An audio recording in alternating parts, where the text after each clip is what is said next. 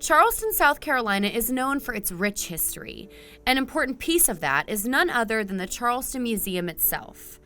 The first museum in America, and it was founded 250 years ago today. The museum's collection covers a wide range of history, some highlights being Civil War relics, Native American artifacts, centuries-old clothing, and that is just scratching the surface. Over the last 250 years, the museum's collection has grown tremendously, but the location has also changed. We met up with Laura Jenkins Thompson at Cannon Park, where the old Charleston Museum once stood and where Laura spent most of her youth. Oh my goodness, since I was a little girl, that was the fun place to come. I would love to come here. When it was the museum, it caught on fire.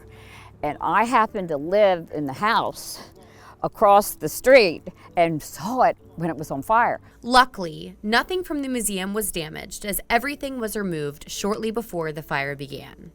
Laura, now a volunteer at the museum and someone who watched the old building burn, is now helping to keep it alive.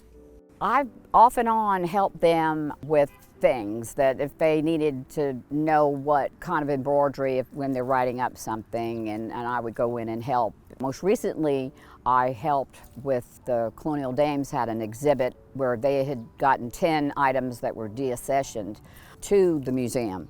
And so I had to research about who gave them and who it belonged to, plus describe, the garment.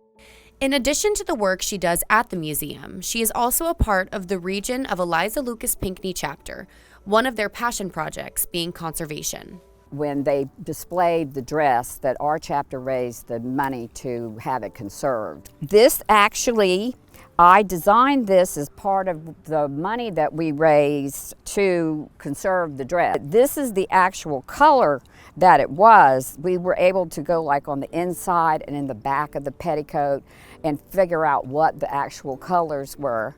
Then that's ELP, which is our, chapter, and the flowers of the brocade. They left the columns so that it would look, stately and pretty. And this is now a wonderful park for people to bring their dogs and walk. It will never be built on, so. In addition to what is on display at the museum, their collection stretches beyond their four walls. Across the street, you can visit the Joseph Manigault House, which is property of the museum, along with a few other historic landmark homes. You can visit the Charleston Museum 7 days a week, and you can purchase tickets by visiting their website, charlestonmuseum.org. And of course, you can always rely on Fox 24 News Now to keep you updated with their events year-round.